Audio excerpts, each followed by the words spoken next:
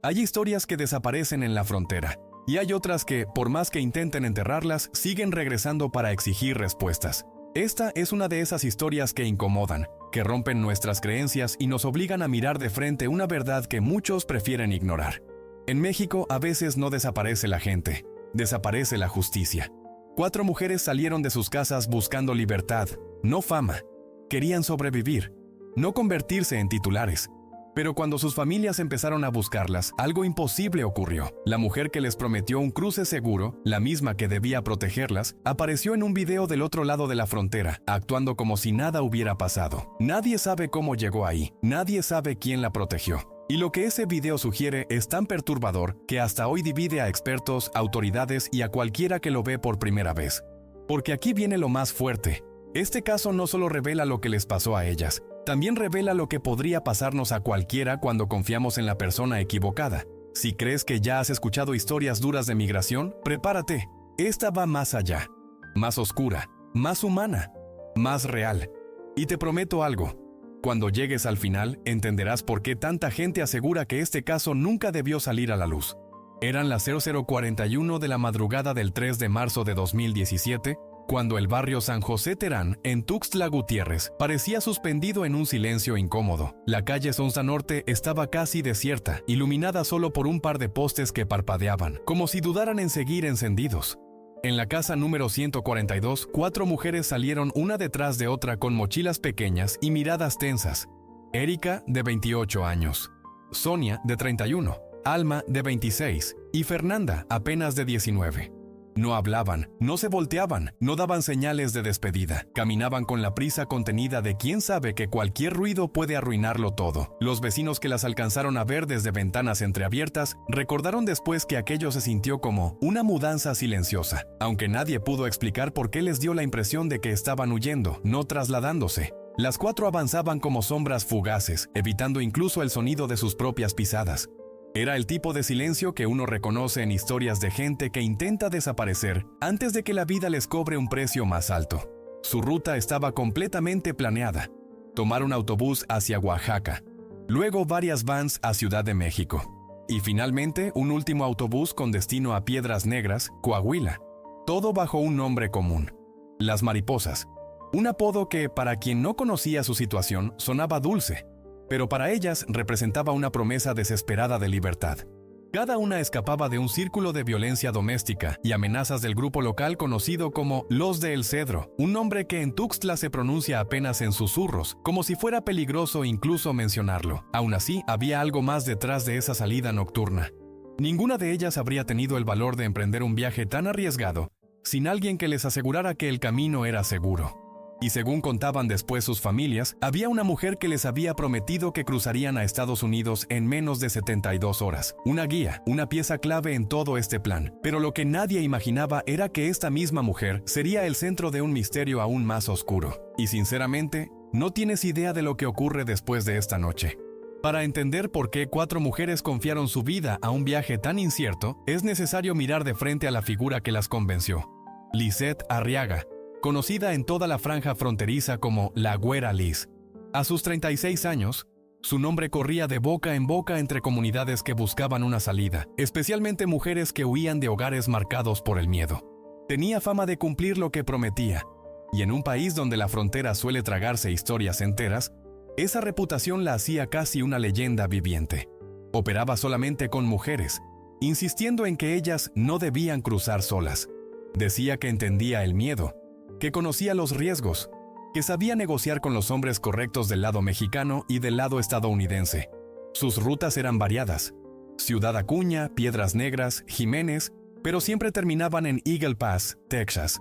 Para algunas comunidades rurales, Liz era vista casi como una salvadora, alguien que abría puertas donde solo había muros. Pero en los pasillos oscuros de Coahuila circulaban rumores distintos, susurros incómodos que decían que también vendía grupos enteros a organizaciones criminales que controlaban el río. Las familias de Erika, Sonia, Alma y Fernanda pagaron $2,800 por cada una, creyendo que estaban comprando seguridad. Liz les había prometido que llegarían a Estados Unidos en 72 horas sin contratiempos. Era una promesa fuerte, demasiado perfecta en una realidad donde nada es seguro. Pero cuando alguien habla con tanta confianza, la gente desesperada se aferra a esa voz como si fuera una tabla en medio del mar. Lo más inquietante era su manera de aparecer y desaparecer. Un día podía estar en una terminal de autobuses de Oaxaca, ofreciendo instrucciones con tono firme. Al siguiente surgía en un motel barato de Torreón, negociando nuevas rutas. Nadie sabía dónde vivía realmente. Nadie sabía quién la respaldaba. Y esa mezcla de misterio y eficacia la convertía en alguien en quien la gente confiaba, incluso sin conocerla. Pero hay un detalle del que casi nadie habla. Las 4 mujeres no fueron las únicas que ella reunió ese mes. Y cuando se revisan los registros de viaje de otros grupos, una coincidencia empieza a incomodar a los investigadores. Porque aunque su nombre parecía abrir caminos, su sombra dejaba rastros que nadie había conectado todavía. Y créeme, lo que aparece en el siguiente punto empieza a cambiar todo. La mañana del 3 de marzo de 2017, a las 08:13, las cámaras del terminal ADO en Oaxaca captaron a las mariposas bajando del primer autobús. El video, revisado cuadro por los investigadores años después, muestra detalles que en su momento pasaron desapercibidos. Erika camina con el cabello recogido, sosteniendo su pasaporte mexicano como si fuera una ancla emocional. Sonia aparece discutiendo por teléfono, presionando el aparato contra el oído mientras dice con voz baja, casi quebrada, «Si él se entera, nos mata». Alma observa los tableros de salida con movimientos rápidos, como si temiera que alguien estuviera siguiendo sus pasos. Y Fernanda parece mirar a todos lados, consciente de que cada rostro desconocido podría convertirse en una amenaza. A pesar del cansancio evidente, suben al andén con determinación, y minutos después aparecen abordando el autobús ADO número 50278, el que debía llevarlas hasta Ciudad de México. En el video no se aprecia ninguna anomalía, ningún perseguidor, ninguna figura sospechosa. Todo parece normal, demasiado normal. Y es precisamente ahí donde empieza a formarse la primera grieta en la historia, porque después de ese momento no existe ningún registro que confirme que las 4 llegaron a CDMX. La lista digital de pasajeros, que debería estar almacenada sin posibilidad de alteraciones, desapareció misteriosamente del sistema a las 14:52. La empresa aseguró después: «Nunca borramos registros manualmente». Y cuando una compañía grande afirma algo así, el misterio se vuelve aún más inquietante. ¿Fue un fallo técnico? ¿Un error humano? ¿O alguien necesitaba borrar ese trayecto para ocultar lo que realmente ocurrió entre Oaxaca y la capital? Hay un punto más. Una revisión minuciosa del video revela una sombra que se mueve detrás del grupo justo antes de que aborden, una figura borrosa que no logra identificarse. No hay forma de confirmar si tiene relación con lo que vendría, pero su presencia se siente como una pieza que nadie quería ver. Y lo más inquietante es que esa misma figura, o alguien extremadamente parecido, reaparece después en un testimonio inesperado. Y sinceramente, lo que cuentan los vendedores ambulantes del siguiente tópico abre un camino que nadie estaba preparado para seguir. Mientras la policía revisaba horas y horas de grabaciones del terminal, hubo un detalle que no surgió de cámaras oficiales, sino de algo mucho más humano: los testimonios del andén 32. 2 vendedores ambulantes, hombres acostumbrados a ver pasar miles de rostros al día, capaces de detectar un gesto extraño a metros de distancia, aseguraron que aquella mañana vieron algo que los dejó inquietos. No fueron las 4 mujeres.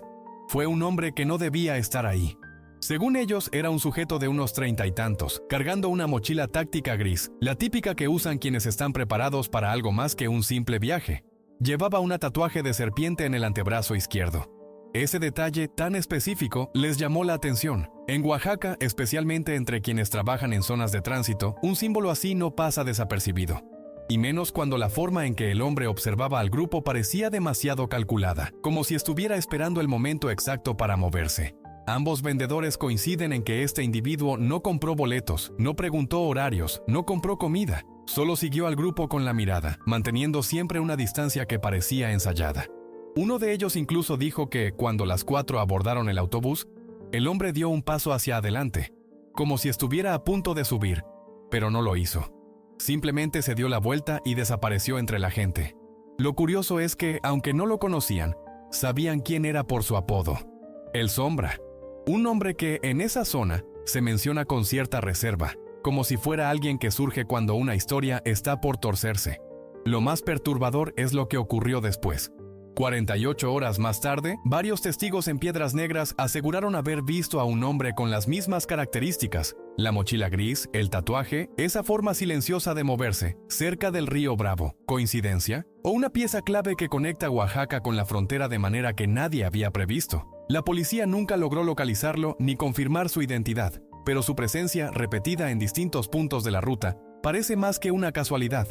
Es como si una sombra hubiera acompañado el trayecto de las mariposas sin que ellas lo supieran, y lo verdaderamente inquietante es que, poco después de ese avistamiento, llegó una señal, la última, enviada desde Piedras Negras, una señal que no solo congeló a las familias, sino que reveló algo mucho más oscuro que un simple cruce fronterizo fallido.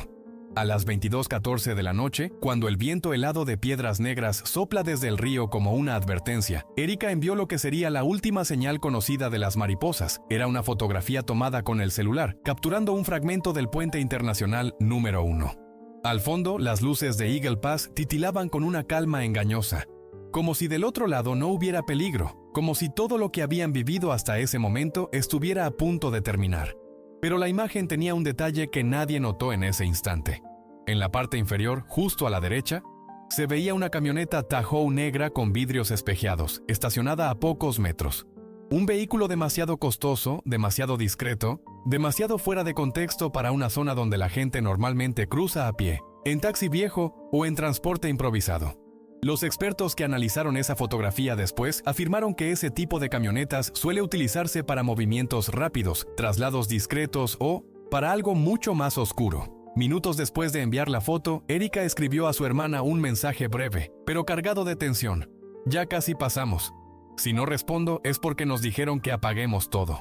Nadie imaginaba que esas serían sus últimas palabras. Cuando la familia amplió la foto días después, encontraron algo más perturbador. El reflejo parcial del rostro de una mujer rubia en el vidrio lateral del atajo. La mandíbula alta, la piel clara, la silueta inconfundible. Todo apuntaba a una sola persona. La güera Liz. La misma mujer que había prometido un cruce seguro. La misma que supuestamente debía estar del lado opuesto, guiándolas, no vigilándolas desde las sombras. Y entonces surgió la parte más inquietante. A las 22:17, apenas 3 minutos después del mensaje de Erika, todos los celulares del grupo se apagaron al mismo tiempo. No fue una falla, no fue falta de batería, no fue un descuido, fue simultáneo. Un apagón coordinado que solo ocurre cuando alguien controla el movimiento del grupo o necesita borrar cualquier rastro digital antes de dar el siguiente paso. Para las familias, ese momento marcó el fin de la esperanza inmediata. Pero para los investigadores fue apenas el comienzo. Porque cuando los voluntarios regresaron al punto del cruce 2 días después, encontraron rastros que no encajaban con la versión optimista que Liz había prometido.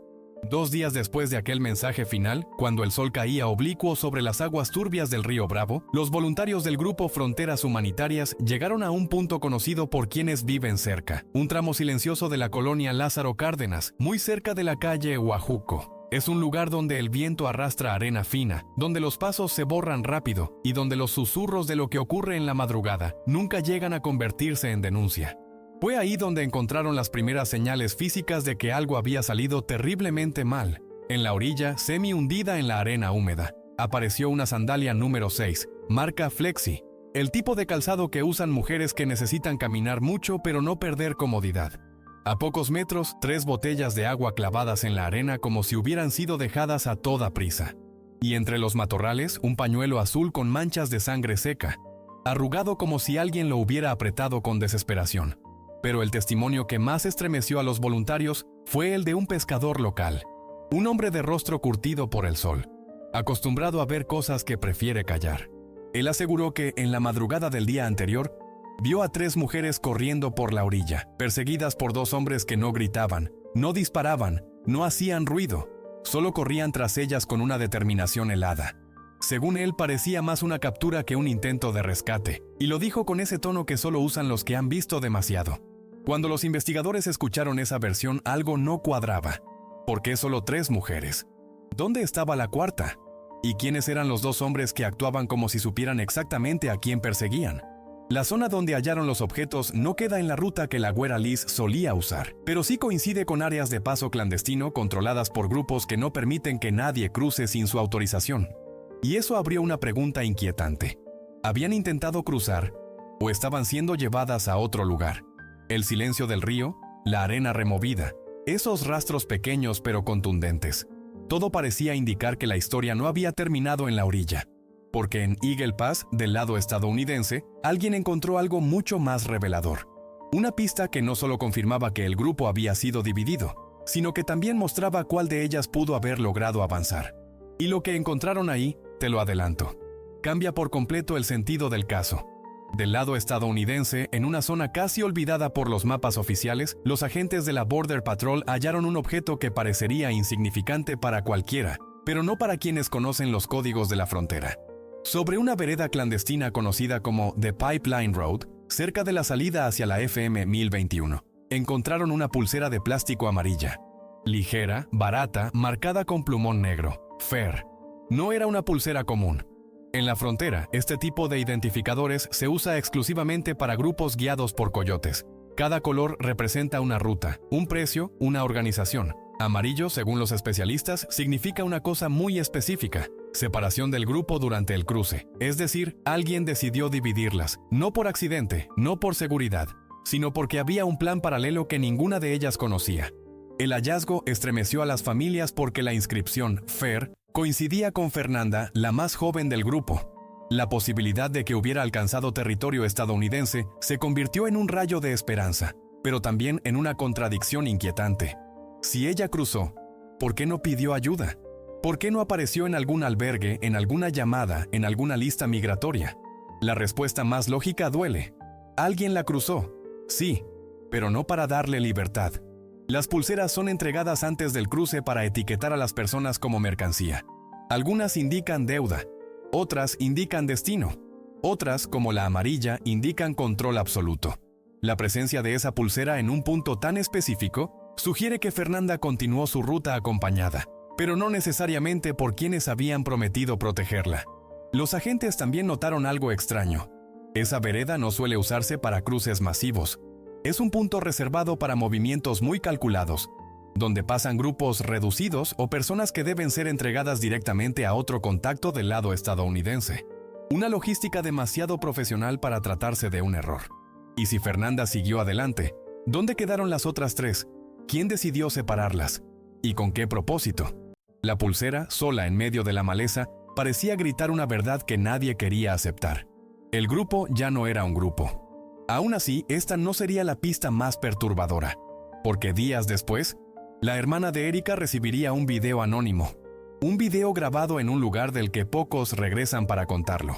Y sinceramente, lo que aparece en esas imágenes es algo que todavía hoy provoca escalofríos. El mensaje llegó una noche cualquiera, sin remitente, sin advertencia, sin contexto. Al celular de la hermana de Erika apareció un archivo de video acompañado por un simple texto: mírala antes de que la borren. Ese tipo de mensajes en casos migratorios nunca trae buenas noticias, pero aún así ella lo abrió con las manos temblorosas.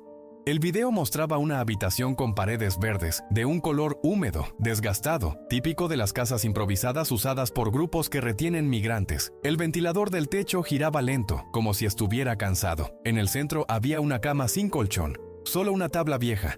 La luz era amarilla, sucia, y el audio tenía un eco que hacía pensar en un cuarto cerrado, quizás subterráneo. A los pocos segundos se escuchó un grito. Una mujer, con el cabello oscuro enredado y el rostro parcialmente cubierto por sombras, lloraba mientras decía: «¡Nos mintieron! ¡Nos van a regresar!». Era un grito cargado de pánico, de resignación, de una verdad que ya no podía ocultarse. Su voz se quebraba en cada palabra, como si supiera que nadie la escucharía a tiempo. Pero lo que paralizó a la familia no fueron sus palabras, sino lo que ocurrió detrás de ella. En un extremo del video, una figura femenina cruzó la habitación. Una silueta rubia, inconfundible, aunque el rostro no se veía con claridad, la postura, el andar y la sombra proyectada contra la pared coincidían con alguien muy específico: la güera Liz, la misma que había prometido rutas seguras, la misma que debía estar del lado opuesto, guiando a las mujeres hacia la libertad, no encerrándolas en una habitación sin colchón. La figura se acercó a la puerta y, antes de salir, la cerró con un golpe seco. Ese sonido retumbó en el pecho de la hermana de Erika, porque no era un cierre cualquiera, era el sonido de una decisión, de un encierro, de un destino impuesto. Los investigadores que analizaron el video coincidieron en que la habitación parecía pertenecer a una de las conocidas casas de retención clandestinas ubicadas en la colonia Mundo Nuevo, en Piedras Negras, casas usadas para esconder, separar o negociar personas. Lo más inquietante, cuando las autoridades fueron a la dirección señalada, la casa estaba vacía, abandonada, sin muebles, sin colchones, sin rastro de la puerta verde que aparecía en el video. Como si alguien hubiera limpiado la escena en cuestión de horas. A pesar de la claridad del material, no se pudo confirmar la fecha exacta del video, ni quién lo grabó, ni por qué llegó específicamente a la familia de Erika. Pero lo que sí quedó claro es que alguien quería que ese mensaje fuera visto. Y ese alguien sabía demasiado. Sin embargo, este no sería el último rastro del caso, porque 3 años después, en un hospital de San Antonio, aparecería una mujer diciendo llamarse Sonia, y lo que ella contó abrió una grieta enorme en todo lo que se creía saber. 3 años después de que las mariposas desaparecieran sin dejar rastro, el caso volvió a respirar. Fue en 2020, en el University Health System de San Antonio, cuando ingresó una mujer desorientada, con lesiones antiguas, cicatrices irregulares y un estado mental fragmentado. No llevaba identificación, no recordaba de dónde venía y apenas podía responder preguntas básicas. Pero cuando una enfermera le preguntó su nombre, ella murmuró: «Sonia. Creo que me llamo Sonia». Ese detalle tan pequeño y tan devastador encendió todas las alarmas. Los investigadores viajaron a Texas para entrevistarla.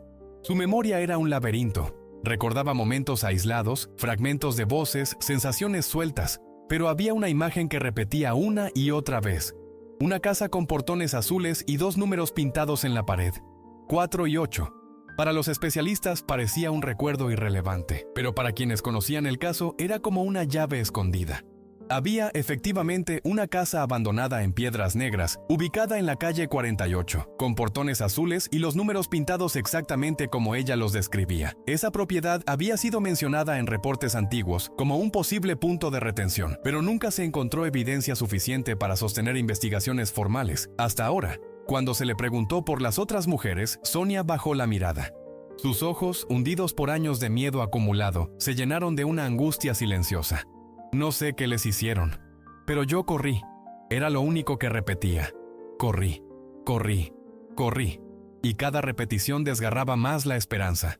Los médicos confirmaron que Sonia había sufrido múltiples episodios traumáticos, incluyendo periodos prolongados de confinamiento. No podía recordar cómo llegó a Texas, ni quién la ayudó, ni cuánto tiempo había pasado escapando. Pero sí recordaba algo más. Una voz femenina que le gritaba órdenes desde un pasillo oscuro. Una voz que resonaba como un eco persistente de su pesadilla.